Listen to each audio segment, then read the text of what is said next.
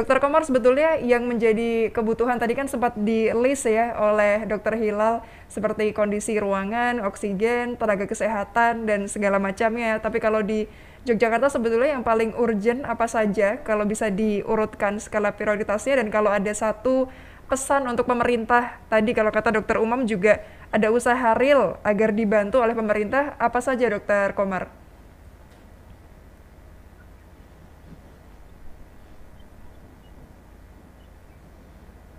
Halo, Dokter Komar? Nah, ya, halo, assalamualaikum. Halo, Iya, terdengar? iya, bisa tadi sudah terdengar audionya di sana? Ya, terdengar ya. Oke. Oke. Kalau saya mensoroti apapun yang kita lakukan, apapun yang menjadi prioritas, tapi tanpa kedisiplinan, Mhm. mulai dari pemimpin sampai yang bawah, akan sia-sia. Katakanlah kemarin Yun Sewu Pak Sultan itu kan batalkan lockdown, tapi kita ganti dengan PPKM mikro. Tapi kalau itu hanya jadi slogan, hanya jadi dalam bentuk surat SK atau slogan tanpa eh, pelaksanaan sampai kedisiplinan, itu akan percuma.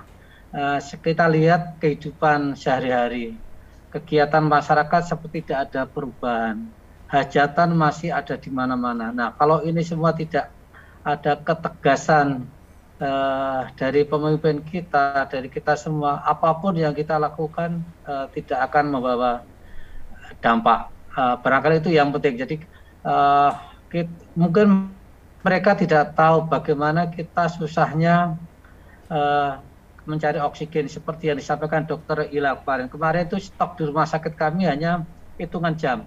Begitu dapat kita hitung hanya cukup 2 jam.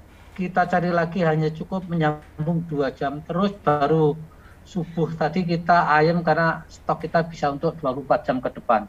Tapi masyarakatnya tidak ngerti hal-hal yang begini.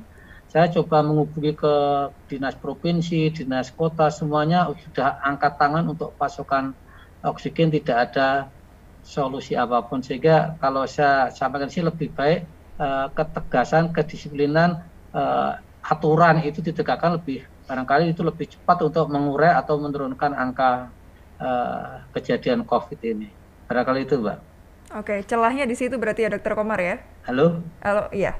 Baik. Sudah bisa terdengar ya Ya. audionya? Oke, siap. Kalau dari Dokter Umam, tadi mungkin untuk sesuatu yang real dari Ya. pemerintah, sebetulnya ada melihatnya celah-celahnya apa aja Dokter Umam untuk bisa dilakukan sekarang ini? Kalau boleh didetailkan lagi. Ya, jadi ada beberapa pengalaman di negara lain. Jangan malu untuk minta sumbangan oksigen. Ya, saat ini kan memang kita darurat oksigen. India kemarin nggak mampu memenuhi kebutuhan oksigen.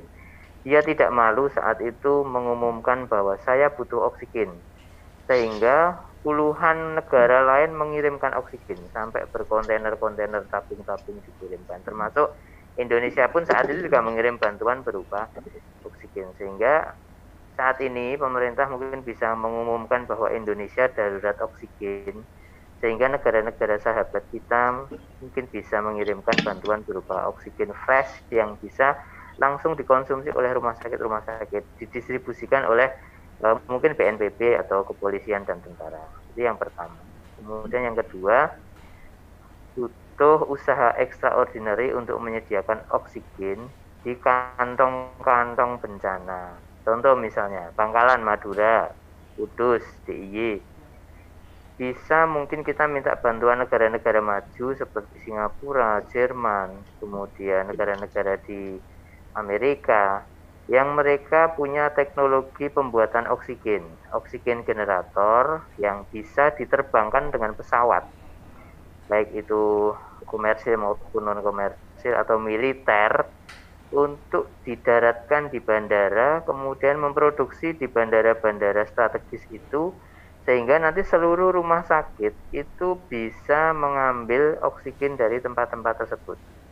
Tidak perlu tergantung lagi ke distributor-distributor oksigen yang sekarang pun mereka sudah kewalahan dan banyak sudah angkat tangan tidak bisa memenuhi pesanan kita.